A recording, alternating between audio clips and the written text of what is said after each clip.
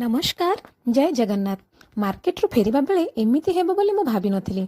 सांग माने तो काली थिला स्वामींकर जन्मदिन तो सकाळे उठी चकुली खीरी बनै ठाकुरंक पाखरे भोग करिथिली आउ आमे मध्य खाई सारी तापरे बाहरिथिलु लंच पाई। जेहेतु काली मंगलबार थिला तो साधा खाइबार थिला तो आमे पहुंचिथिलु गोटे वेज होटल रे तो आमे खाइथिलु वेज बिरयानी। खाई सारी टिके बुलाबुली सारी फेरिला समय रे मक्का देखिलु सेठु मक्का खाइबा पाई आनिलु। ठीक सेही समय रे बहुत जोरे पवन होला तो आमे टिके रही गलु। तापरे वर्षा आरंभ होला आउ तापरे प्रकृतिर एक सुंदर उपहार मिलिला। देखंतु भगवान का सृष्टि माने बरफ आकाश रु केमती गद्दा हे पडुची।